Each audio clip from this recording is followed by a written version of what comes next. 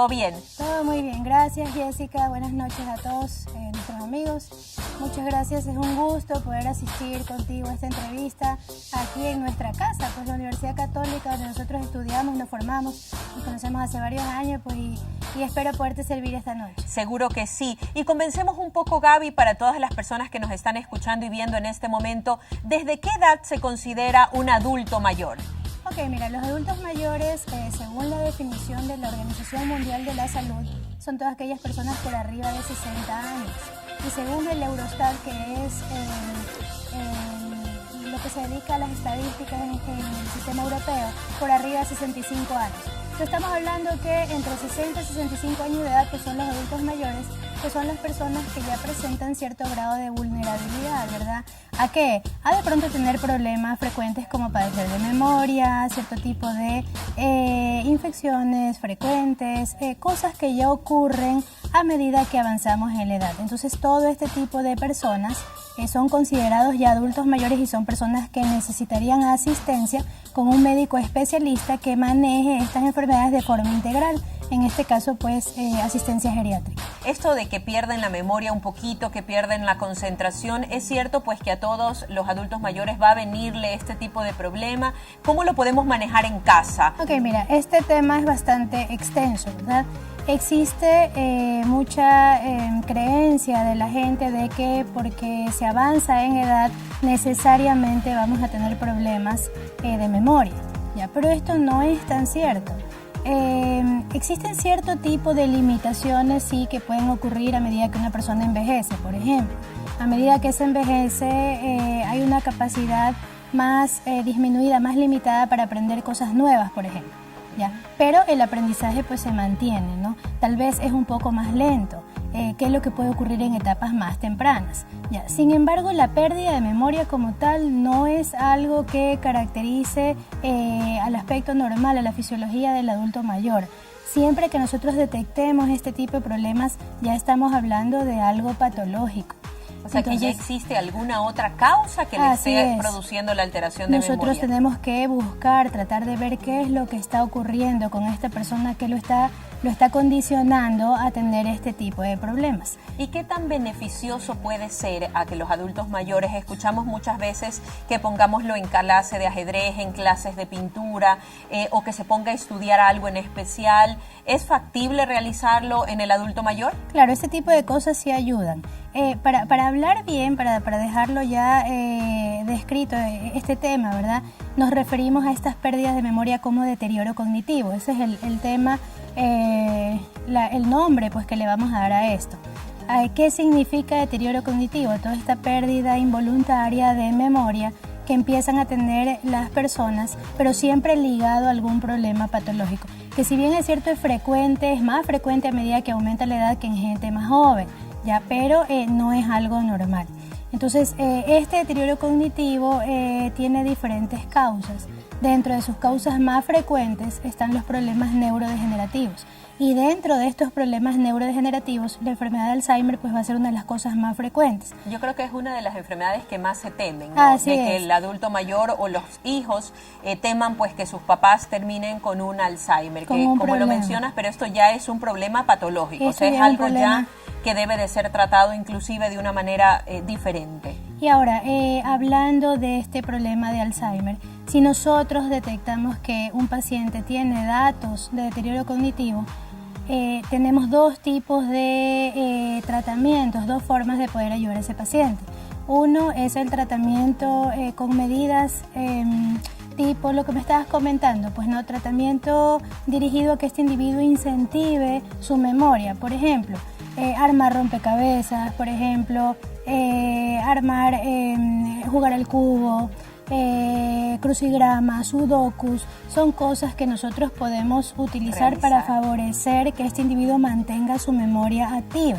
Entonces, en cuanto a tu pregunta, pues no, si este tipo de situaciones, de actividades ayudan a un individuo, sí, claro que lo ayudan a un individuo, tanto como deterioro cognitivo, como si ya estamos hablando de fases más avanzadas, lo que lo catalogaríamos en este caso como una demencia, ¿verdad? Entonces, ese tipo de actividades pues sí van a favorecer. Y esto de aquí, por ejemplo, aquí en nuestro medio pues lo encontramos en diferentes lugares, ¿no? En lugares que se llaman clubes de día, ¿ya? Sí. Como por ejemplo el del municipio, el centro gerontológico, ahí realizan este tipo de actividades. Sí, y en otros centros privados. Que los hace vivos, que los mantiene activos, claro. Es muy importante, igual de las otras complicaciones que puede haber. Nos comenta que tenemos una llamada en espera. Muy buenas noches. Quisiera saber si a un adulto mayor se le está calcificando el cerebro, ¿qué es lo que se podría hacer o qué tratamiento concomitante se le puede dar? Ya, nos comenta sobre un adulto mayor que está calcificando, o sea, hay unos problemas de calcificación a nivel del cerebro. Tal vez, Gaby, alguna orientación que podamos darle a la señora que nos acaba de llamar en esta noche. Sí, mire, ahí la cuestión sería, seguramente lo que se están calcificando son las arterias, ¿verdad? No el cerebro como tal. Lo que tiene el individuo, el paciente, debe ser un proceso de aterosclerosis. Eso de ahí hace que disminuya, que se vuelva más lenta la circulación cerebral. Incluso si las obstrucciones son bastante significativas, pudiéramos tener ahí algún problema de infartos. ¿Por qué los infartos? Por una mala circulación en esa zona que no quedó bien irrigada por estas arterias calcificadas. Para esto de aquí pues hay que hacerle estudios al paciente, ver por ejemplo cómo están sus niveles de glucosa, sus niveles de colesterol, triglicéridos, ver si el paciente es hipertenso, tratar de corregir todas estas situaciones que pudieran condicionar que se favorezca esta aterosclerosis cerebral y dejarlo con medicación evitando algún posible evento isquémico. Eso es lo que se pudiera hacer en esa situación. Tenemos aquí una típica pregunta. ¿Existe la demencia senil en todos los adultos mayores? ¿Existe realmente esta demencia senil? Algo tocamos en el primer bloque, doctora. El término demencia senil es un término mal utilizado. No es algo que exista realmente, porque demencia no va ligado a que el paciente esté avanzado en edad. Existen personas que presentan edades avanzadas, 85, 90 años y más, y están muy lúcidos ellos, no tienen ningún tipo de problema. Entonces, llamar demencia senil no es un término que se debería emplear. Hay que buscarle la causa a la demencia, de las cuales comentábamos la enfermedad de Alzheimer es una de las más frecuentes, pero existen otro tipo de demencias, como por ejemplo demencias multiinfartos, demencias vasculares, a propósito de la llamada anterior que tuvimos, ¿verdad? Es algo también que puede ocurrir. A veces no necesariamente tenemos nosotros que tener un déficit neurológico evidente. Por ejemplo, que el individuo no pueda mover bien un brazo, una piernita. A veces son pequeños infartos chiquitos diseminados a lo largo de toda la corteza cerebral que empiezan a incidir poco a poco en tener estos problemas de memoria. Y cuando nosotros vemos al paciente que nos lo remiten por problemas de memoria, por deterioro cognitivo, al realizarle su valoración, uno de los estudios que pedimos es una resonancia, nos vamos a dar cuenta en ese momento que tenemos esta enfermedad multiinfarto, por ejemplo, algo que no se había diagnosticado antes. Claro, y probablemente ya en ese entonces pues ya hay que hacer un tratamiento diferenciado. Es cierto que las personas que son adultos mayores necesitan ayuda para realizar sus actividades cotidianas. ¿Siempre van a necesitar ayuda o la pueden hacer por sí solos? Ya por el hecho de ser adultos mayores ya se los cataloga como que necesitan una ayuda. ¿Es cierto esto, doctora Gabriela? Eso no es cierto. Siempre cuando el paciente llega a consulta por primera vez, dentro de la valoración que nosotros realizamos, viene valoración de la parte funcional a través de unas escalas. Entonces, con esto de aquí nosotros podemos determinar qué tan dependiente o independiente está este individuo para poder realizar sus actividades básicas de la vida diaria. Y en función de eso nosotros también estamos en la capacidad de hacerle la recomendación respectiva al familiar. A veces son personas que ya no pueden salir solos a la calle porque tienen algún problema que los está limitando físicamente. Ejemplo, una artrosis de cadera, ya no puede caminar. Se vuelve mucho más importante el riesgo que el beneficio en este paciente, entonces nosotros haremos esa recomendación respectiva. Es cierto que a mayor edad, mientras más avanzamos en edad, menos se duerme. Todos padecen de insomnio cuando se tratan de adultos mayores. Típico que escuchamos que las personas mayorcitas van a farmacia y comentan y dicen, bueno, no puedo dormir, me levanto en la madrugada, me doy vueltas en la cama y no puedo dormir. todos los adultos mayores van a padecer de insomnio o de trastornos del sueño, doctora Gabriela? No todos los adultos mayores, pero sí es cierto que el porcentaje va a estar elevado. Ahora, hay que catalogar qué es no dormir bien. Para un adulto mayor, lo normal, estamos hablando, es entre 5 o 6 horas de sueño en la noche. Entonces, si el abuelito ya está cumpliendo este periodo de tiempo, ha dormido 5 o 6 horas bien, y al día siguiente amanece y no se siente cansado, pues eso no lo podemos llamar como insomnio. La gripe en un adulto mayor es muy peligrosa. Ya algo hablamos en el primer bloque sobre el riesgo de la neumonía. A un abuelito, a un adulto mayor, ¿hay que cuidarlo mucho de la gripe, doctora Gabriela? Claro, porque este paciente va a tener un riesgo aumentado de que esta gripe, estas infecciones se le compliquen. Aparte del tema que estamos viendo de que el sistema inmunológico disminuye, también los mecanismos de defensa del tracto respiratorio disminuyen. Disminuye el reflejo de la tos, por ejemplo. Las secreciones bronquiales se vuelven un poco más espesas. Disminuye el movimiento de los cilios que hacen que se expulsen estas secreciones hacia la parte de afuera. Entonces, todo este conjunto de factores van a hacer que un individuo se infecte y sea mucho más difícil para él poder manejar este proceso infeccioso que una persona más joven. Aquí valdría la pena la recomendación, por ejemplo, vacunas, ¿verdad? Vacunas en el adulto mayor, influenza anual, neumococo una vez, para evitar que tengamos procesos graves en nuestros abuelitos. Tenemos una llamada en espera. Muy buenas noches. Muy buenas noches. Tiene una sonrisa muy carismática. Ay, muchísimas gracias, señora. Muy amable. Mire, mi problema es el siguiente. Bueno, ante todo le digo mi edad, 74 años, adulta mayor. Así que hace unos 10 meses más o menos me comenzó un dolorcito en el cuello con ansiedad. Mi médico creía que se debía a un problema tensional. Bueno, la ansiedad ya la superé hace tiempo. Lo que pasa es que me ha quedado este dolorcito. Es mi único problema. Por lo demás, llevo una vida social normal, hago mis tareas, ¿no? Ahora, también puede ser osteoporosis por la edad. Así que yo quisiera que me dé un consejo si debo de visitar un médico para que esto no vaya a aumentar, pues, ¿no? Claro. Claro que sí, mi señora. Esa es mi pregunta. Muchísimas gracias por su llamada. Tenemos a nuestra adulta mayor, como ella misma lo mencionaba, que nos ha llamado esta noche, doctora Gabriela. Ella nos mencionaba de su dolor en el cuello, que no ha pasado, que continúa, que no es tensional, que ya han descartado esa situación. Tal vez ella lo puede asociar con un problema a nivel de sus articulaciones o tal vez osteopenia, osteoporosis. ¿Qué tan frecuentes son estas lesiones como para poderle dar una sugerencia a la señora? Claro, mire, así como lo cuenta, de lo primero que habría que ver, descartar que no tenga algún problema de artrosis a nivel de columna cervical. ¿Qué es la artrosis? La artrosis es el desgaste de las articulaciones, lo cual es muy frecuente a medida que aumenta la edad. Y esto de aquí pues puede condicionar dolor. Para esto pues habría que hacerle estudios de imagen, pues definitivamente unas radiografías, unas placas de columna cervical o mejor aún una resonancia. Tocando el tema de osteopenia y osteoporosis, realmente la descalcificación del hueso no duele. Entonces no podemos decir que me duele el cuello es sinónimo de tengo osteoporosis, porque esto no te duele, a no ser, ¿verdad?, que el paciente haya tenido alguna fractura. Ahí estamos hablando ya de otra cosa, de una complicación que puede ocurrir en un problema, en un proceso de osteoporosis. Pero en sí osteoporosis sin fractura no debería doler. Entonces yo le diría acá a nuestra persona que llamó que debería consultar, pues ya sea con un traumatólogo, con su geriatra también con gusto, buscando esto, descartando que no tenga un problema de artrosis y como parte de su chequeo, haciéndole una densitometría, que esto debería realizarse por lo menos una vez al año, a medida que por arriba de los 65 años, buscando problemas de osteopenia, de descalcificación, que requieran ingesta de calcio, vitamina D y tratamiento, pues como tal, antirresortivo, ¿verdad? Eso es parte del chequeo.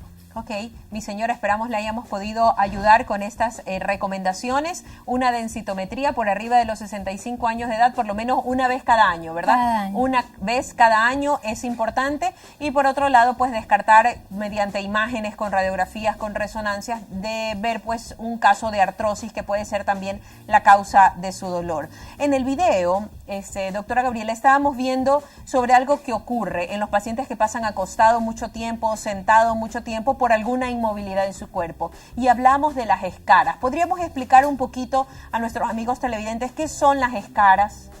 Las escaras son pérdida de la solución de continuidad de la piel. Es decir, paciente que está mucho tiempo acostado en la misma posición, esa piel se lastima. Son zonas que no reciben circulación adecuada en los puntos de apoyo, los puntos de presión que se encuentran pues sobre estas superficies. Dependiendo de la posición en la que pase este paciente, van a ser los sitios frecuentes donde encontremos escaras.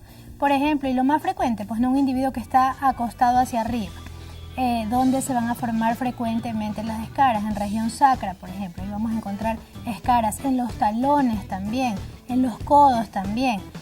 Si esta persona está ubicada en otra posición, pues en los puntos de apoyo es donde vamos a encontrar. Dentro de las recomendaciones del video que vimos, pues está algo muy importante. ¿Qué sucede si el individuo está en situación de inmovilidad?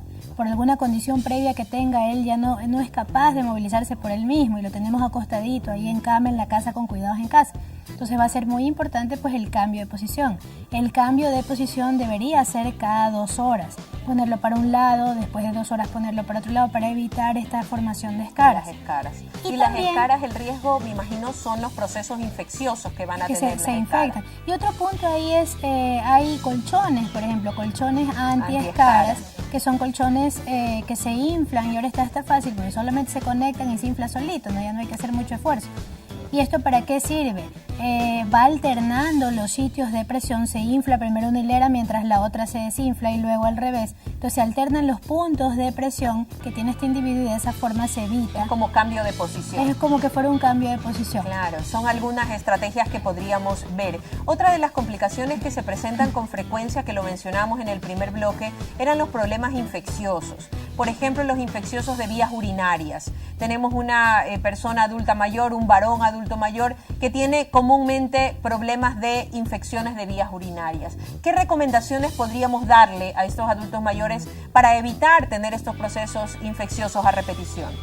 Si es un hombre el que presenta este problema, una de las principales cosas que hay que ver, ¿verdad?, que hay que descartar, es que no tenga hipertrofia prostática.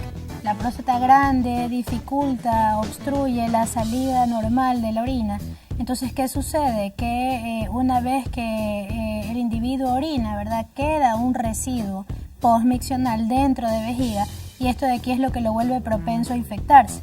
Entonces, si es un hombre que tiene infecciones de vías urinarias a repetición, próstata es una de las cosas principales que tendríamos que buscar. Habría que tratarla y hacer su tratamiento oportuno para evitar justamente los riesgos de infecciones de vías urinarias. Si es el caso de una mujer... En una mujer, ahí tendríamos que analizar mucho, ver la parte del aseo, cómo se está haciendo la abuelita o cómo la están haciendo, pues si es una persona que ya no está en capacidad de hacerlo por ella misma. Muchas veces la falta de aseo, la poca higiene, tiene mucho que ver con favorecer estos procesos de infecciones de vías urinarias. No dejarle el pañalito tanto tiempo, ¿verdad? Cambios frecuentes de pañal. Pañales, sí, eso es algo muy frecuente que es lo que pasa, ¿verdad? Entonces, pues tenemos que considerar... Tomar en cuenta todos estos detalles. Bueno, esperemos que con estas medidas preventivas tengamos los cuidados oportunos. Veamos un poco otras medidas de prevención, doctora Gaby. A estos adultos mayores mencionábamos que ¿cómo podríamos sugerirles a ellos que deben de comer? Porque ¿qué ocurre? Me dejan un poquito la comida en el plato, no quieren masticar la carne o el pollo, no quieren comer de una manera tal vez adecuada, necesitan suplementos. ¿Qué hacemos con ellos para ayudarles a disfrutar de una mejor alimentación? Ok. Primero saber que a medida que el organismo envejece, otro de los sistemas que se afecta pues es el aparato digestivo. Entonces, ¿qué es lo que vamos a ver? Muchas veces ellos disminuyen su capacidad de llenado de su estómago, por ejemplo. Ese llenado se vuelve más, el vaciamiento gástrico se vuelve más lento. Entonces esto implica que ellos tengan una sensación de saciedad, se sienten llenos por más tiempo, ¿ya? Esto puede hacer que muchas veces ellos empiecen a comer menos. Entonces ahí viene la angustia, la familia, ¿por qué le está comiendo menos? Si antes se acababa 3 platos y quería más y ahora con medio ya se llena. Ya se llena, sí. Eso es algo bastante frecuente. y no siempre es patológico. Entonces ahí viene pues la curiosidad también nuestra, pues no, ver qué es lo que está pasando con este individuo, ver si ha perdido mucho peso, ver si es que en sus estudios de laboratorio, por ejemplo, tengo yo algún indicio, alguna alarma, algo que me diga que la situación no está bien. Le hago yo su biometría hemática y veo que el abuelito, a pesar de que come menos, no está anémico, por ejemplo.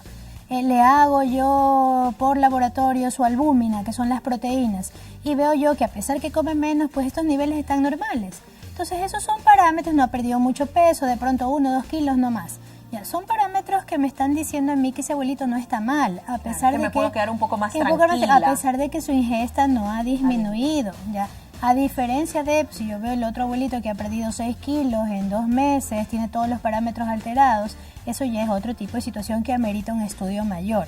Entonces hay que tranquilizar a la familia, hay que revisar bien, explorar, ver que físicamente él esté bien, que yo no encuentre ningún dato de alarma y que esto se corrobore por laboratorio.